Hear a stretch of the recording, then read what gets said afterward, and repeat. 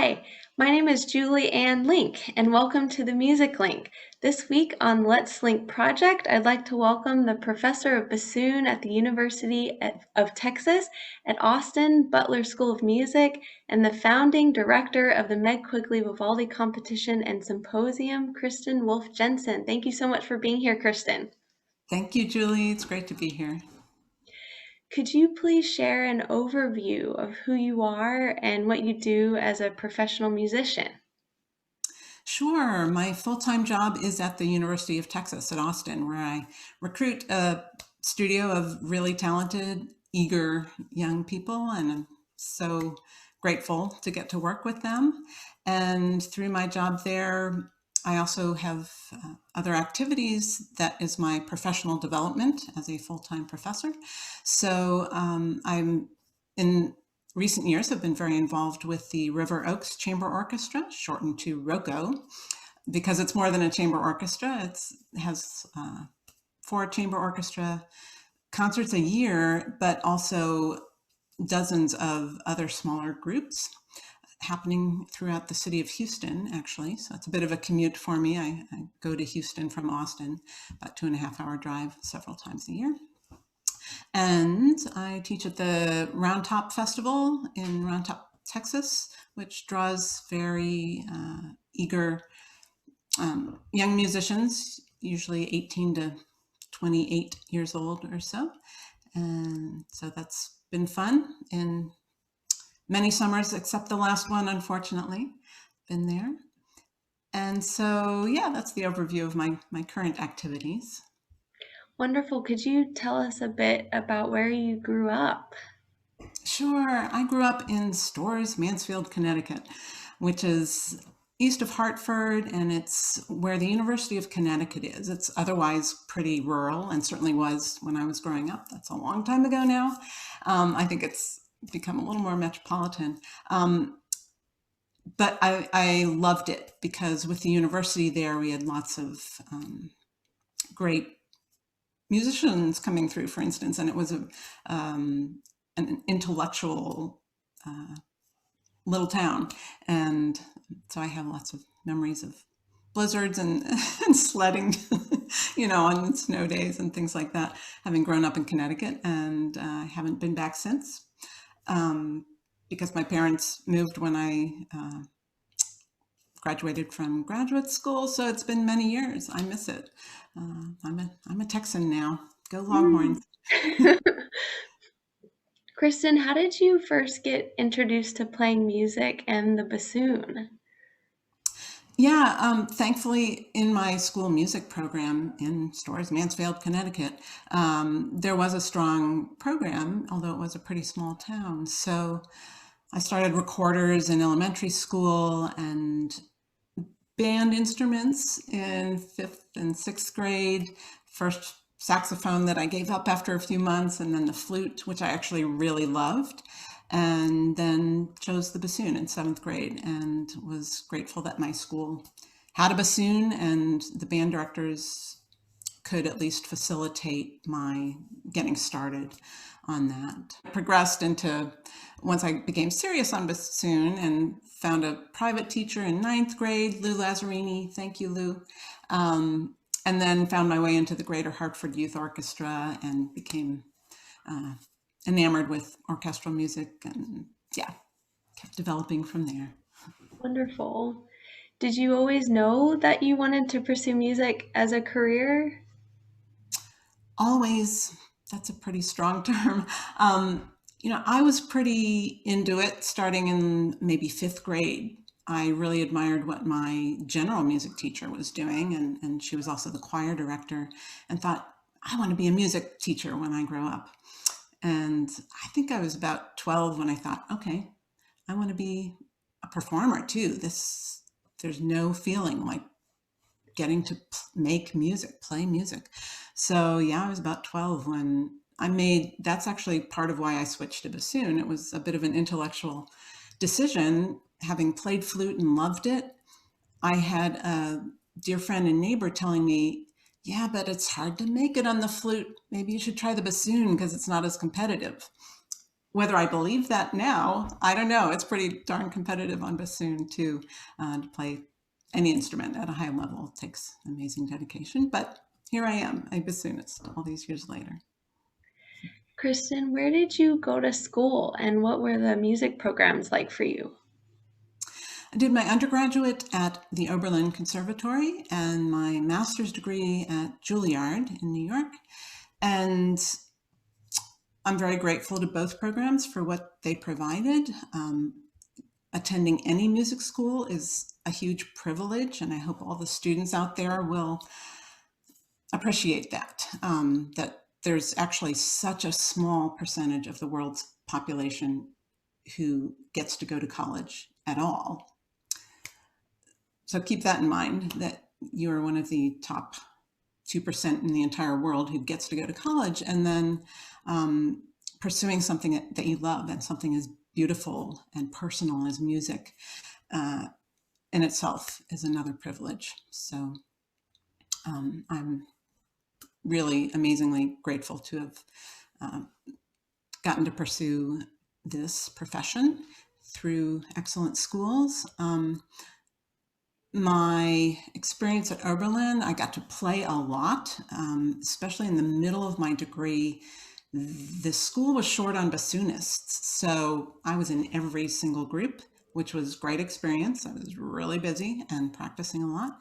I also had 4 different bassoon teachers in 4 years while I was at Oberlin. So that was a bit of a circus, but it was awesome too, because they were all excellent and all had something different to offer. Kenneth Moore had been there for 25 years. He took a sabbatical one of his last semesters, and Eric Arbiter came in and taught for a semester from the Houston Symphony. And in the interim, Chuck Ellery from the St. Paul Chamber Orchestra taught me for a year, and Bill Winstead from Cincinnati was also there a year. So I'm so privileged to have studied with all those great people. And then at Juilliard, I studied with Stephen Maxim, and love and adore and miss him so much. Juilliard itself and New York City was frankly not a good fit for me, having been a bit of a country girl and a bit of an introvert, all of the stimulation of living in New York. And at least the vibe at Juilliard at that time was hard for me personally to negotiate.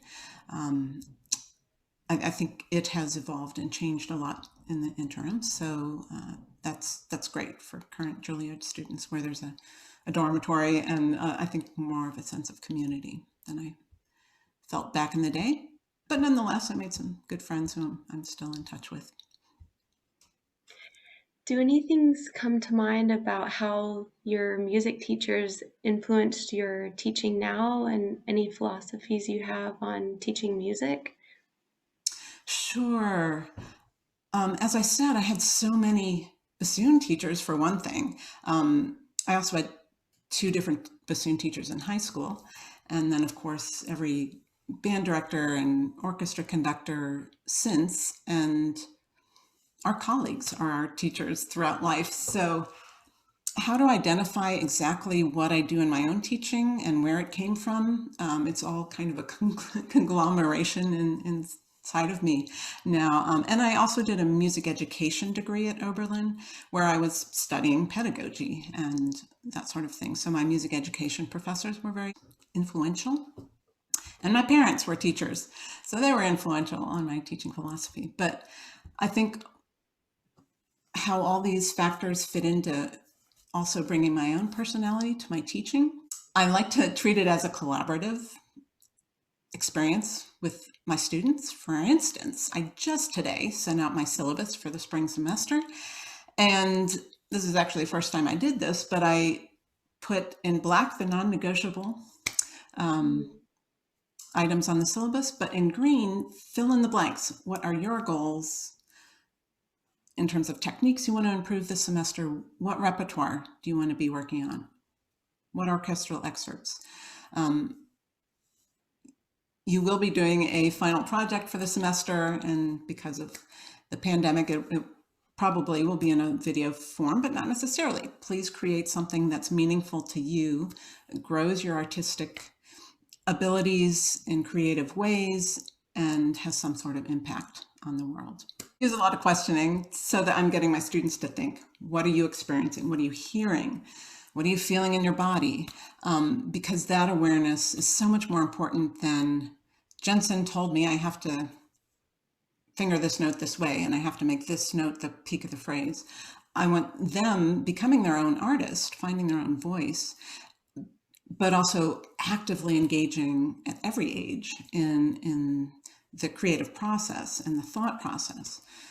What do I want this to sound like? Why? How am I going to create that sound, both in terms of tone production, but also style and phrase and the all-encompassing final product. So, yeah, I think that kind of embraces what I look for in my teaching. Kristin, does anything or any advice come to mind for sharing about things that you've learned about the music industry since graduating and working professionally? Sure. It's been a long time since I graduated, maybe 30 some years now. So I think the music profession has continued to evolve a whole lot. So yeah, I've learned a lot and I continue to learn from my students who are often more up on the current state of things than I am. So again, thanks to them for what they bring to the table. So I think the music industry now, as opposed to when I was a student, most of my peers said, yeah, I want to be in an orchestra. I was unique in saying I want to be a university teacher. At that time, I think more and more students are starting to say that. But I think more and more schools are starting to develop skills outside those two tracks into being more entrepreneurial. How can you create your own chamber music group, your own music activism niche? Obviously, multimedia is so much more important than it was back in the day, where people are using social media to promote themselves and video to present their art, and live streams and Zooms, and as we are demonstrating at the very moment. So, what was your original question? Yeah, or just about the music industry and how, and I love hearing, just your observation and how it's changed and evolved and how it is so interactive now and we can reach more easily, I guess, people all around the world and the skills needed to facilitate that too. Demands a lot, I think, from people, not just in the music industry too. And Right, you can't just close yourself in a practice room anymore like I did as 18 to 24-year-old. There's so much more to the picture of becoming a well-rounded 21st century artist. And one thing I would add is that everyone you're meeting in school or in a gig past school could very potentially be a future colleague or even your boss. So keep that in mind as you're building relationships, hopefully really positively. Case in point, and I will refer to Rachael again, I did in my intro, one of my favorite musical endeavors right now is playing in this group in Houston, Rachael, River Oaks Chamber Orchestra. And the founder, principal oboist, executive director person is Alicia Lawyer, who I met in graduate school at Juilliard. And we lost touch for many years, but when she was starting this orchestra, she found me, called me up. Here I am, having enjoyed that experience for the past 15 years. So yes, build those relationships, those collaborations now, because they will pay off, frankly, and they're really rewarding. Kristin, did you ever think about changing careers outside of music? Good question. I was so tunnel visioned for my early adult life even, and certainly my student days. and grateful and happy with where I was for the most part at each step of the way. So I have never really seriously considered changing career, but of course I dream about things, and I think where my mind is now, having kind of surpassed what a lot of people experience midlife-ish, and questioning, what am I doing and what is the future? My goals, and I don't want to put anything in writing, so this is a secret between you and me and everybody else, is to kind of expand what my interests are, that and tie them into my music making and my teaching. So my quote non-musical interests right now and throughout my life have been physical activity, swimming, yoga, health things. So I'm actually, I think actively, I'm just about to apply to become a trainee for the body mapping educator program.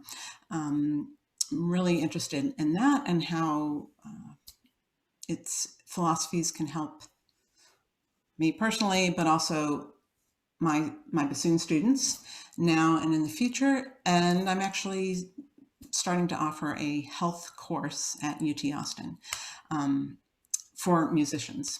And I'll keep it small because I think it'll have a component of each student getting to play for the class, and we look at their body use and discuss the mental components behind it and how mind and body are interacting.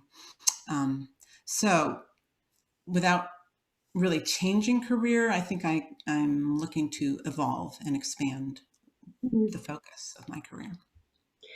Could you tell us more about your teaching career, Kristin? Sure. I was really lucky. My first job was at the University of Nevada, Las Vegas, and I was 24 years old, straight out of my master's degree, and it was a full-time teaching job. And I to make it full-time, because I only had 2 bassoon students, I taught music theory and ear training as well. So that was a challenge, to having had just the minimum courses in those during my own schooling, to be able to teach them. I did freshman and sophomore level teaching. So that was a great challenge. And there I played in the Sierra Wind Quintet and the Las Vegas Symphony. So I had that job for 2 years. And then moved on to the University of North Texas in Denton/Dallas, and taught there for 2 years. And it was a bigger music school, so all of my teaching was either bassoon or chamber music there. And in that environment, at least 30 years ago, and I think this is still the case in Dallas, there was so much going on in music. So I had musical engagements in the Dallas-Fort Worth area every single weekend. I was a member of the Dallas Opera for those 2 years, and principal bassoon of the Richardson Symphony, and substituted with the Dallas Symphony and the Fort Worth Symphony. I'm answering one of your other questions, which was my orchestral experience, so as well as my teaching career. So that was really rewarding. And then the job at UT came open in 1995. And not only was UT the main university in the state of Texas, but I had at the time a fiance who's been my husband now for the past 26 years, who was in the San Antonio Symphony and wanted to keep playing there. So geographically, moving to Austin was a great move for me. And so that's been really wonderful to dig into this job for 25 and a half years and invest myself in the growth of the entire program at the Butler School of Music, and see it evolve along with my own teaching philosophies and studio. So, yeah. Kristin, could you tell us more about what it's like recording solo and chamber music CDs, and any behind the scenes that you'd want to share about? Sure. So I guess going back to my well, the first commercial recording I can remember was my junior year of college at Oberlin. Chuck Ullery had commissioned Michael Dougherty to write Bounce for two bassoons. And a fun, great piece. And the three of us would get together and Michael Dougherty would say, can you guys try this? And we'd try it and maybe it would work and maybe it wouldn't. And then he'd write stuff into the piece.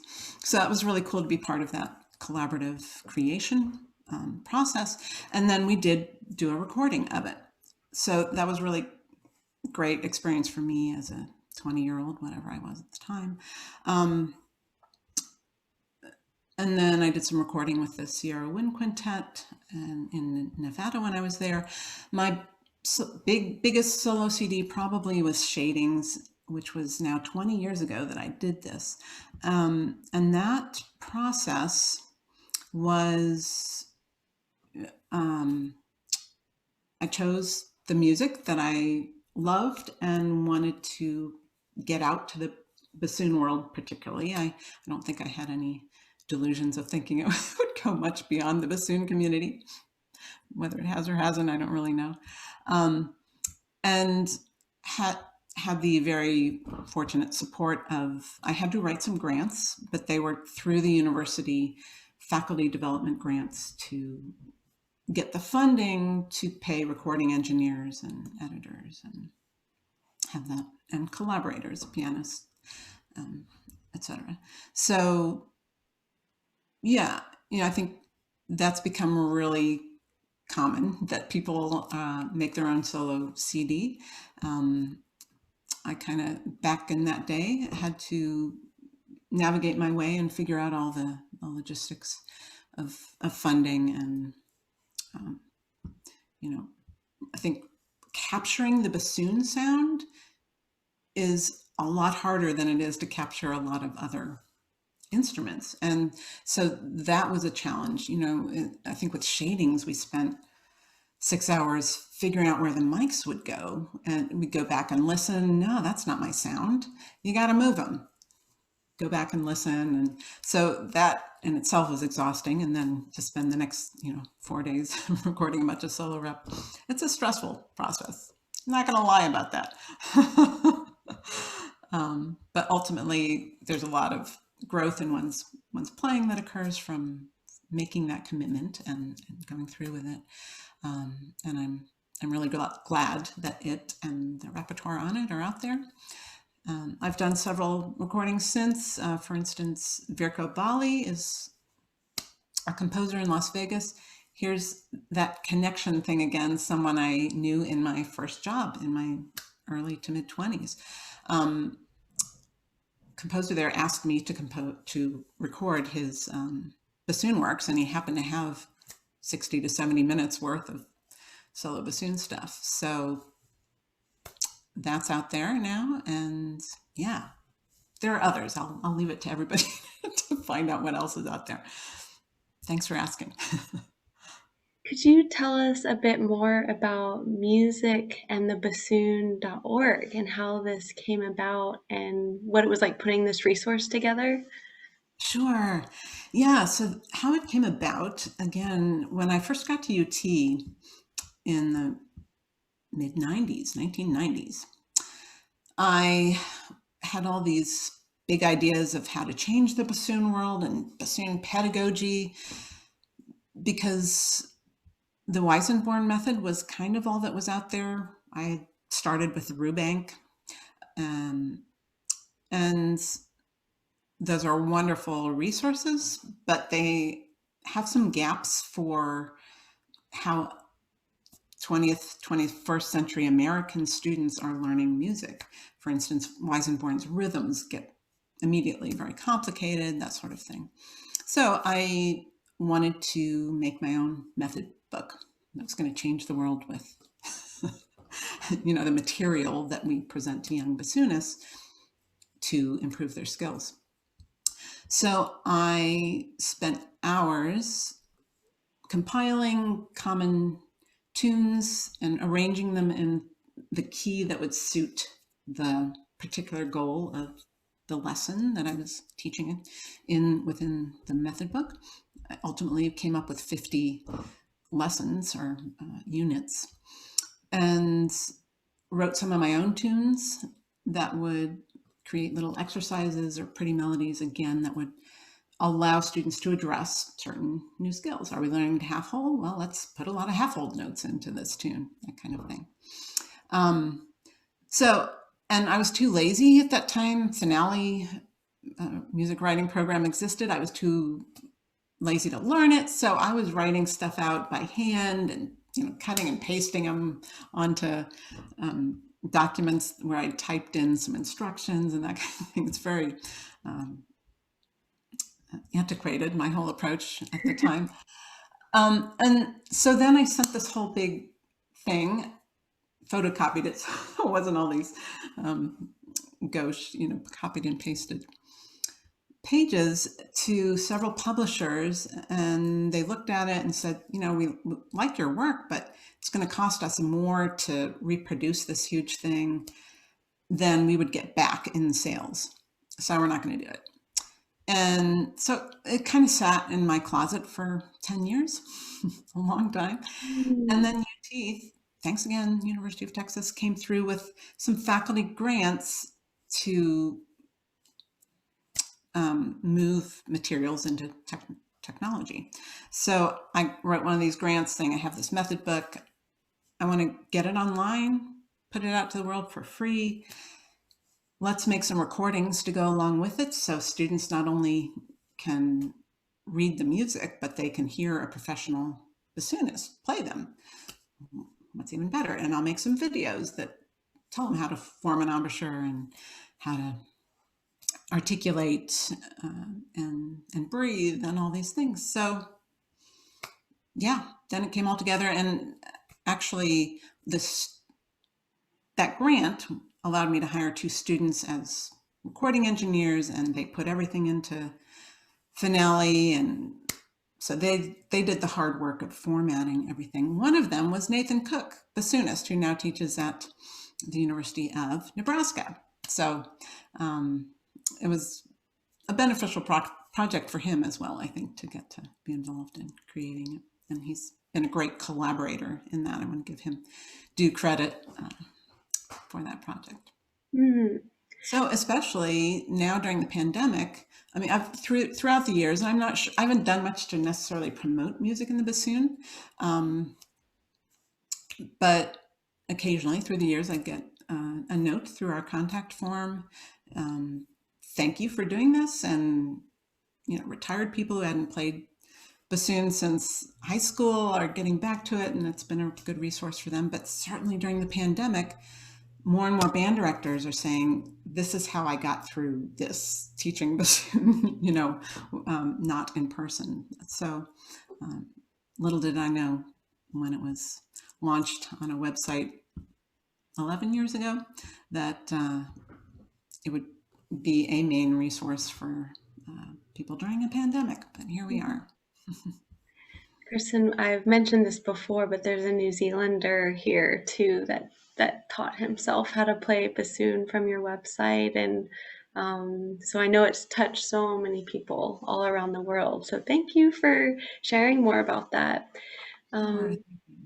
Is there a memorable concert experience that you've played in or attended that you'd be able to or be interested to share about? So many, where to begin? But I think rather than pick one out of my very long career, I would again present Roco and its general philosophies, because I walk into rehearsals with whatever, the first rehearsal, whatever baggage I might be bringing from my own self-esteem and everything we all go through as artists.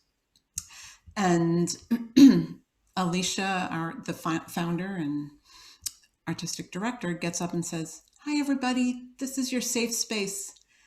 We're here to take musical risks and create something really special. And we're going to connect with each other and with our audience." And then all of my baggage floats away, and I get in a better place of why I'm doing this. And that focus on connection, human connection. What are we sharing here as musicians and musicians sharing with audience?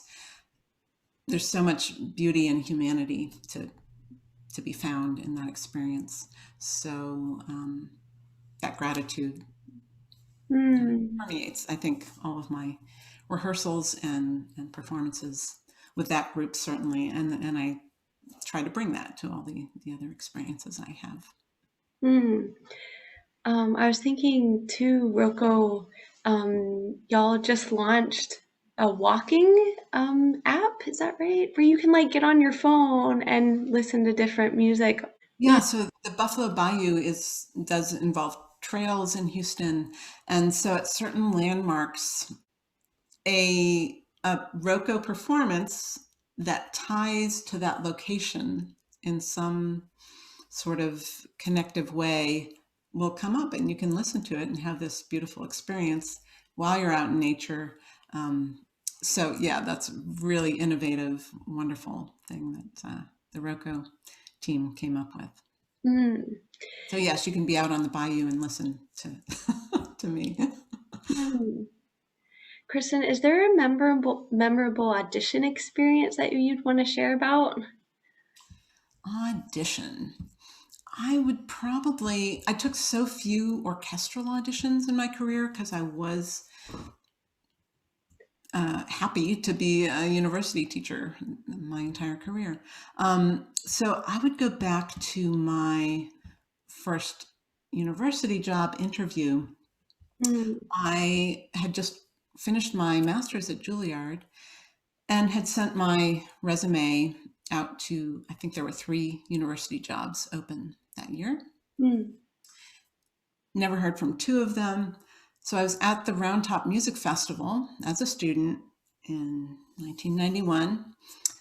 And before cell phones, a phone call came in to like the office staff at Round Top.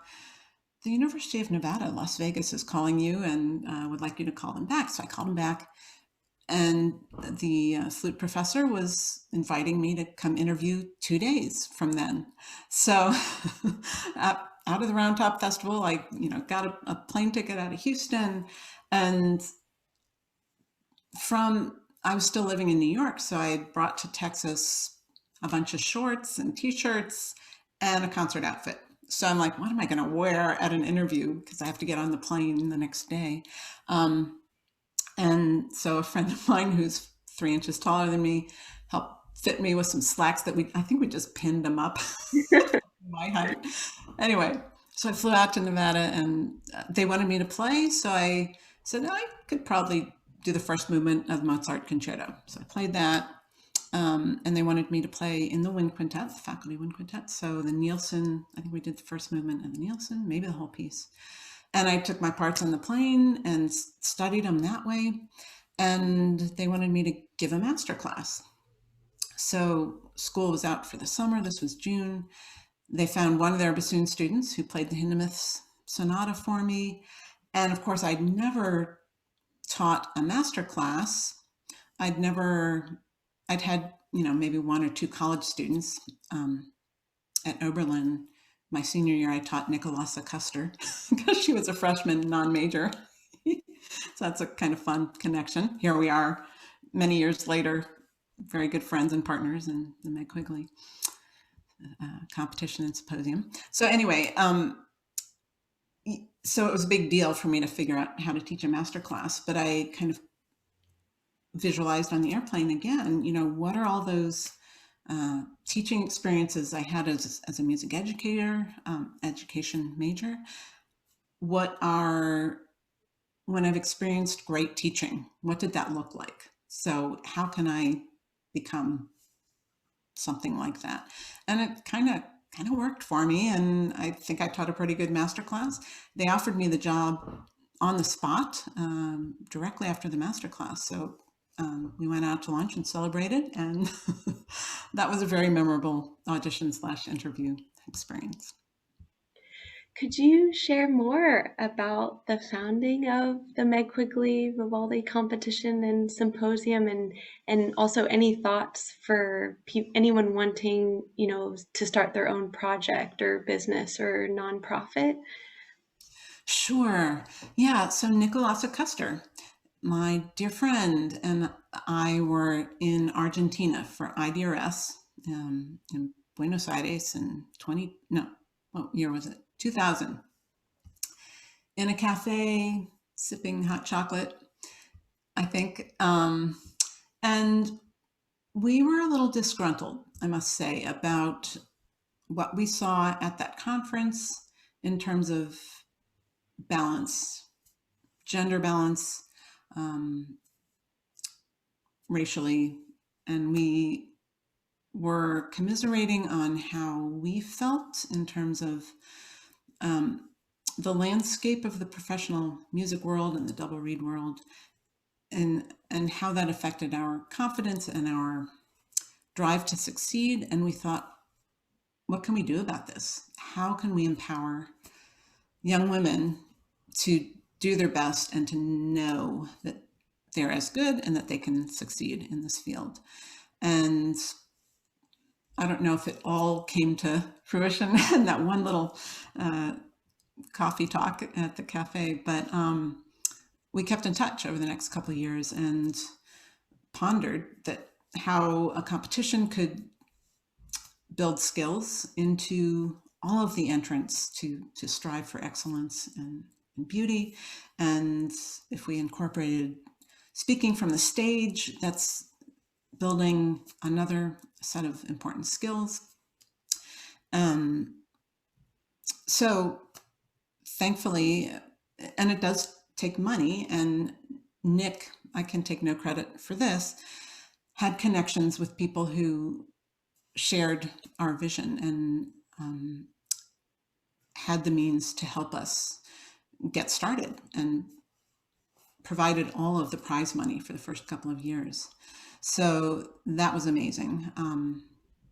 And now it's evolved. We added the symposium. So that was in 2005, our very first competition. We had another one in 2007.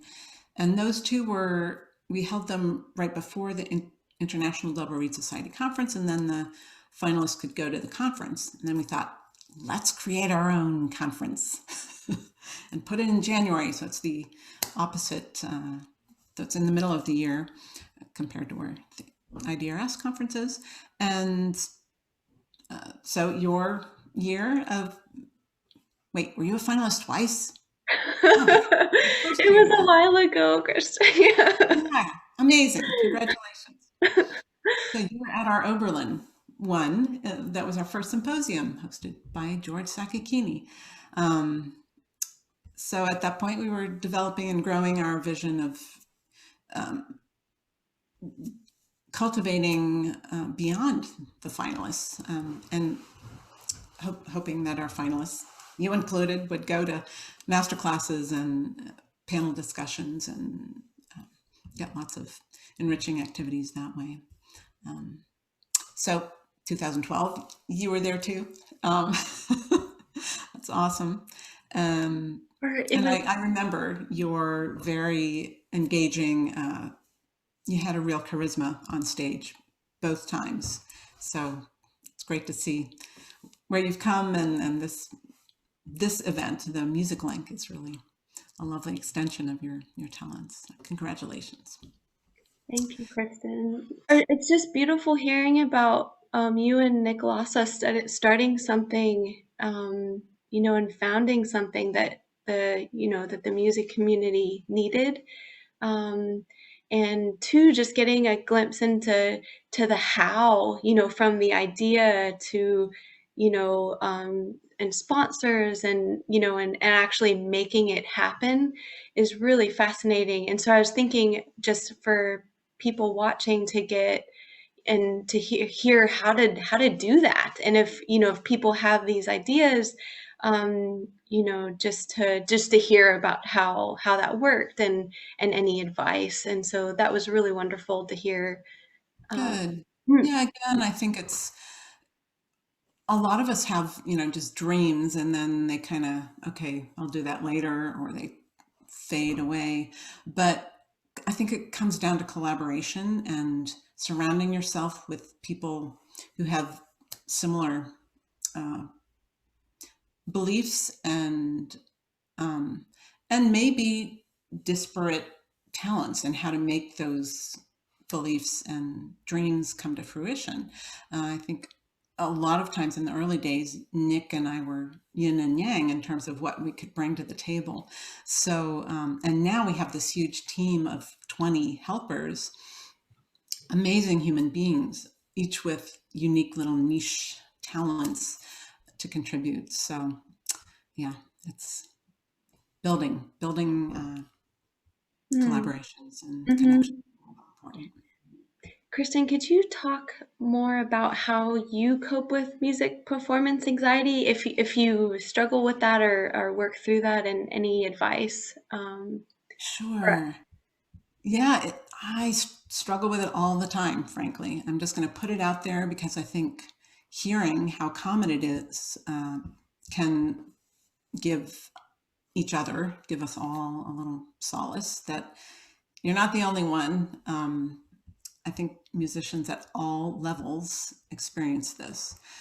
So, and it can be random, there can be pretty much I'm somewhat or extremely nervous for any given performance, but then other times I'll just be like, okay, here goes. And it's like walking down the street. So that kind of points to the irrationality of where performance anxiety is coming from. And knowing that on an intellectual level doesn't necessarily help it improve, right? So I've explored just about every tool there is to deal with it throughout my career, and always looking for new ways. So some of those methods include, I've been into meditation apps for the past 5 years or so. Love Daily Calm, love Headspace, which brings me back to my breath for that 10 minutes a day, but it has also given me skills to bring it back throughout the day of, I'm just going to pause, let go of that anxiety, come back into my body, be in the moment, notice my thoughts and recognize them as just thoughts and let them float by. The blue sky is still there. That's just a cloud. That's not real. All of us, whatever's going on in here constantly, that's also just being human. It's common. We all have constant thoughts. So the more we can just recognize it as not a material, real thing, it's made up stuff, and just let that pass by. So important. Beyond, I think that's the biggest thing. Beyond that, there are ways to prepare your music so that you build in confidence and you really know it. So you have kind of a backup plan when nerves do hit, and just have some strategies of, once those thoughts come in right before a solo, just let them go. I'm gonna take that deep breath, release any unnecessary tension, feel my feet on the ground, and go for it. You got this, kid. There's a little bit of, if you are going to have thoughts, at least you can direct them in a positive way instead of letting the mean ones have any power over you. So, and I think constantly navigating caffeine use, I get pretty hyped up on caffeine no matter what. So maybe I just shouldn't have any the week of a performance, wean myself off so there's not any withdrawal symptoms, but make that a conscious choice. And what kind of activity is it? I tend to be a very active person anyway, so maybe I don't need to save my energy for performance. Maybe I should go swimming or running or biking and blow off some steam and therefore have a little bit of calm and letdown when I walk on stage. I'm still trying to figure all that out, and maybe it's different day to day. Yoga has been a great tool in being able to navigate that. Kristin, could you talk a bit about any music-related injuries and just if you've experienced any of that or any prevention techniques or awareness that you could share with us? Sure. Yeah, I'm really grateful to never have had any prohibitive injuries, but for maybe the past 15 years, I've had inklings of tendonitis and things like that everywhere, from back to shoulders to elbow to fingers. So yes, I've had to navigate these things preventatively as well as in treatment. So I would advise people to make the prevention part of your daily existence as a musician. And I think the mindfulness, going back to meditation, it is huge. And Alexander technique, I've had hundreds of lessons throughout my career, so helpful to bring mind back into the body and how are we using ourselves. I slip up all the time using a computer, and I'm nervous and want to do it quickly, so I'm doing it this way. And that's not good for how I need to be using myself, my body, and mind, and in playing the bassoon. So the mindfulness needs to go beyond the practice room and into everything we do. So we're breathing, slowing down,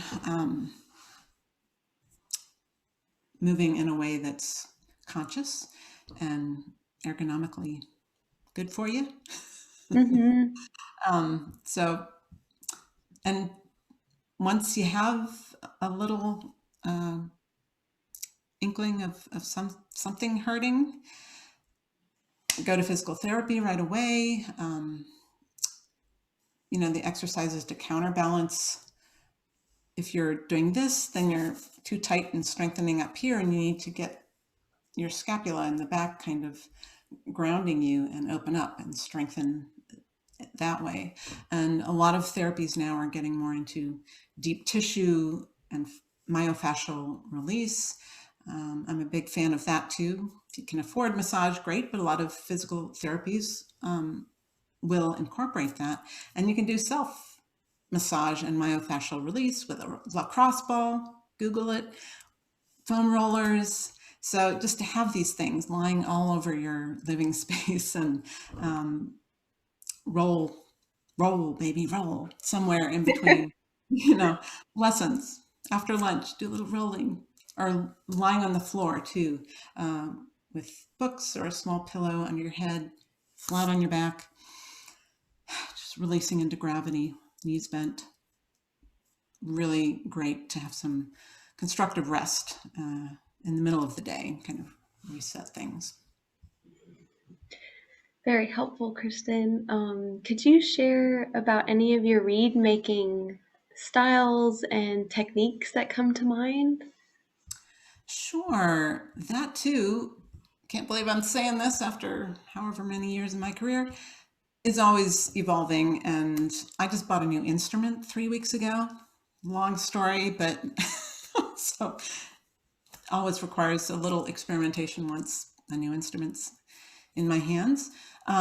With my students, I combine a lot of different methods. A few years ago, created on my YouTube channel the Hertzberg Kamens reed making method. So it's a series of videos with Ben Kamens and Billy Short and Ryan Crapo, Glenn Einschlag, Miles Maynor, proponents of the Hertzberg Kamens reed making method.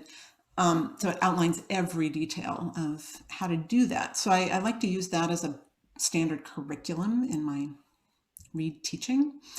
At the same time, I also had other methods built into me as a student with all those other teachers who have been mentioned. And those are still in me to try and to apply those techniques sometimes. Mr. Maxim at Juilliard was an amazing reed maker and wizard in terms of having that intuitive sense of how to relate to a piece of cane. Really brilliant.